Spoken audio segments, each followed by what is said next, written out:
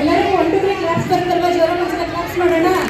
1 2 3 1 2 3 1 2 3 1 2 3 ready? ಬರ್ತೀರಾ? ನಾನು last time ನಿಮ್ಗೆ ಒಂದು ಕತೆ ಹೇಳಿದ್ದೆಲ್ಲ, ಯಾರು ನೆನಪಿಲ್ಲ? ಗಣರಾಜ್ಯೋತ್ಸವ ಬಗ್ಗೆ ಕತೆ ಹೇಳಿದ್ದೆಲ್ಲ ನೆನಪಿಲ್ಲ? ಇವತ್ತು ಒಂದು ಕತೆ ಹೇಳ್ತೀನಿ, ನೀವು ಸುಮ್ಮನೆ ಕೂತ್ಕೊಂಡ್ರೆ ಮಾತೆ. ಸುಮ್ಮನೆ ಕೂರ್ತೀರಾ? ಓಕೆ, ಒಂದು ಕತೆ ಹೇಳ್ತೀನಿ, ಸುಮ್ಮನೆ ಕೂತ್ಕೊಳ್ಳಿ. ಮೊದಲಿಗೆ ಶಾಲಾ ಶಿಕ್ಷಕ ವೃಂದದವರಿಗೆ, ಇಲ್ಲಿ ಕೊಟ್ಟಿರುವ ಅತಿಥಿಗಳು ಹಾಗೆ ಸೀನಿಯರ್ಸ್ ಕಂಪನಿಯಿಂದ ಕೆಲವರು ಬಂದಿದ್ದಾರೆ. ಪೋಷಕರು ಎಲ್ಲರಿಗೂ 80ನೇ ಸ್ವಾತಂತ್ರ್ಯ ದಿನಾಚರಣೆಯ ಶುಭಾಶಯಗಳು. ಇವತ್ತು ನೀವೆಲ್ಲ ಸ್ವಾತಂತ್ರ್ಯ ದಿನಾಚರಣೆನ ಆಚರಣೆ ಮಾಡಿದ್ದೀರಾ.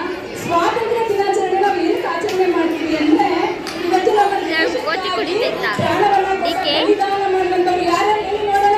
ಇಲ್ಲ ಮಾತಾಡ್ತೀರಲ್ಲ, ಯಾರ್ಯಾರು ಹೆಸರು ಹೇಳಿ?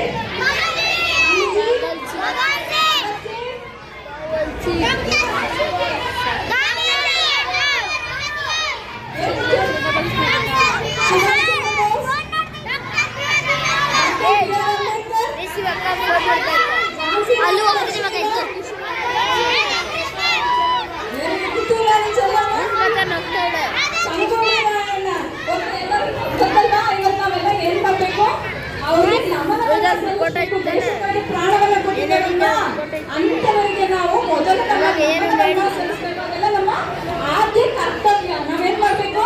ಇನ್ನು ದೇಶಕ್ಕಾಗಿ ಹೋರಾಡಿ ಅಂದ್ರೆ ಎಷ್ಟು ಜನ ಮುಂದೆ ಬರ್ತೀರಾ? ಅಟ್ಲೀಸ್ಟ್ ಹೋರಾಡಿದವ್ರಿಗೆ ನಾವು ಏನ್ ಮಾಡ್ಬೇಕು? ಇವತ್ತು ಅವ್ರನ್ನ ನೆನಪಿಸ್ಕೊಂಡು ಅವ್ರಿಗೆಲ್ಲ ನಾವು ನಮನವನ್ನ ಸಲ್ಲಿಸ್ಬೇಕು ಮಕ್ಕಳು. ಅದಾದ್ರೆ ಇವತ್ತು ನಮ್ಮ ಭಾರತ ದೇಶ ಎಲ್ಲದರಲ್ಲೂ ಮುಂದುವರಿದಿದೆ ಅಲ್ವಾ? ನಿಮಗೆಲ್ಲ ಗೊತ್ತು. ಶಿಕ್ಷಣದಲ್ಲಿ ಮುಂದುವರೆದಿದೆ, ವಿಜ್ಞಾನದಲ್ಲಿ ಮುಂದುವರೆದಿದೆ, ತಂತ್ರಜ್ಞಾನದಲ್ಲಿ ಮುಂದುವರೆದಿದೆ, ಕೃಷಿಯಲ್ಲಿ ಮುಂದುವರೆದಿದೆ. ಅಂದ್ರೆ ನನ್ನ ಅಭಿಪ್ರಾಯಗಳು ಇಲ್ಲಿ ಹೇಳೋದು ಯಾವುದರಲ್ಲಿ ಹಿಂದುಳಿದಿದೆ ಅಂದ್ರೆ, ನಾವು ಇಂದಿನ ಯುವ ಪೀಳಿಗೆಗೆ ಸಂಸ್ಕಾರವನ್ನ ಕೊಡುವುದರಲ್ಲಿ ಹಿಂದುಳಿದಿದ್ದೀವಿ. ಇವತ್ತು ದೇಶದಲ್ಲಿ ನಡೀತಿರುವ ಅತ್ಯಾಚಾರಗಳಾಗಬಹುದು, ಭ್ರಷ್ಟಾಚಾರಗಳಾಗಿರ್ಬೋದು, ಇದೆಲ್ಲ ನಡೀತಿರೋದು ಯಾವುದು ಅಂದ್ರೆ ಶಾಲೆಯ ಶಿಕ್ಷಣದ ಜೊತೆ ನಾವು ಮಕ್ಕಳಿಗೆ ಏನ್ ಕೊಡ್ಬೇಕು? ಉತ್ತಮ ಸಂಸ್ಕಾರವನ್ನ ಕೊಡಬೇಕು. ಆ ಸಂಸ್ಕಾರವನ್ನ ಕೊಟ್ಟಾಗ ದೇಶ ಅಭಿವೃದ್ಧಿ ಪದದತ್ತ ನಡೆಯುತ್ತೆ ಅಂತ ನನ್ನ ಒಂದು ಅನಿಸಿಕೆ. ನಾನು ಒಂದು 4 ಸಾಲುಗಳನ್ನೆಲ್ಲ ನಿಮಗೆ ಹೇಳ್ತೀರಾ? 100 ಸಾಗರ 100 ಮಂದಿರ ದೈವ ಸಾವಿರವಿದ್ದರು, ಗಂಗೆ ಇದ್ದರು, ಸಿಂಧು ಇದ್ದರು, ವೇದವಿದ್ದರು, ಭೂಮಿ ಇದ್ದರು, ಘನ ಪರಂಪರೆ ಇದ್ದರು, ಏನು ಸಾರ್ಥಕ ನಮ್ಮ ದೇಶದ ಯುವಕರೇ ಮಲಗಿ ನಿದ್ರಿಸುತ್ತಿರುವಾಗ. ಇದೆಲ್ಲ ನೀವೆಲ್ಲ ಏನ್ ಮಾಡ್ತೀರಾ? ಮೊಬೈಲ್ ನೋಡ್ಕೊಂಡು ಕೂತ್ಕೊಂತೀರಾ? ಯಾರು ಕೇಳ್ತಿದ್ದೀರಾ? ನಾನು ಹೇಳ್ತೀರಾ ಮಾತ್ರ? ಎಷ್ಟು ಜನ ಕೇಳ್ತಿದ್ದೀರಾ? ಇಷ್ಟೇ ಜನ ಕೇಳಿದ್ದು ಅಲ್ವಾ? ನೀವೆಲ್ಲ ನಾವು ಏನ್ ಹೇಳ್ಕೊಡ್ತೀವಿ ಅನ್ನೋದನ್ನ ಕೇಳಿ ನೀವು ನಿಮ್ಮ ಜೀವನದಲ್ಲಿ ಅಳವಡಿಸ್ಕೊಂಡಾಗ ನೀವು ಜೀವನದಲ್ಲಿ ಮುಂದೆ ಬರ್ಬೋದು. ನಮ್ಮ ದೇಶ ಏನಾಗುತ್ತೆ? ಬಲಿಷ್ಠ ದೇಶವಾಗುತ್ತೆ. ದೇಶ ಅಭಿವೃದ್ಧಿ ಪಥದತ್ತ ನಡೆಯುತ್ತೆ. ಈಗ ನಾನು ಕಥೆ ಹೇಳ್ಬೇಕಲ್ವಾ? ನೀವು ಕಥೆ ಕೇಳಿ ತಿಳಿದಿರಲ್ಲ. ಒಂದು ಊರಿನಲ್ಲಿ ಒಬ್ಬ ರವಿ ಅಂತ ಹುಡುಗ ಇರ್ತಾನೆ.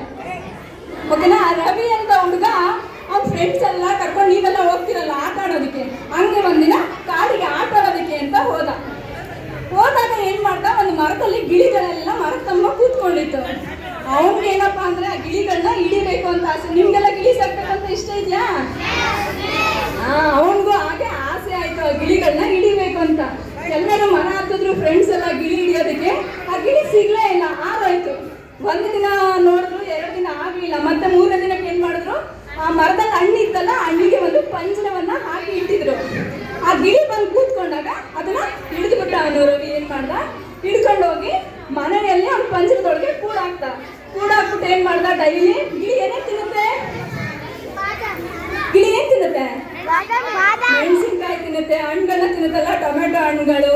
ಅವ್ನ ಮನೇಲಿ ಏನಿದೆ ಎಲ್ಲವನ್ನ ಗಿಳಿ ಕೊಡ್ತಾ ಇದ್ದ. ಆದ್ರೆ ಅದಕ್ಕೆ ಖುಷಿನೇ ಆಗ್ತಿರ್ಲಿಲ್ಲ. ಗಿಳಿ ಸಂತೋಷವಾಗೇ ಇರ್ಲಿಲ್ಲ. ಒಂದಿನ ತಿಂತಾ ಇತ್ತು, ಇನ್ನೊಂದಿನ ತಿಂತಾನೆ ಇರ್ಲಿಲ್ಲ, ಬೇಜಾರಲ್ಲಿ ಇತ್ತು. ಅವನ್ಗೆ ಮಕ್ಕಳೆಲ್ಲ ಬರ್ತಿದ್ರು, ನೋಡ್ತಿದ್ರು, ಆಟ ಆಡಿಸ್ತಿದ್ರು. ಏನ್ ಮಾಡ್ಬೇಕಂತ ಗೊತ್ತಿಲ್ಲ. ಒಂದಿನ ಏನಾಯ್ತು?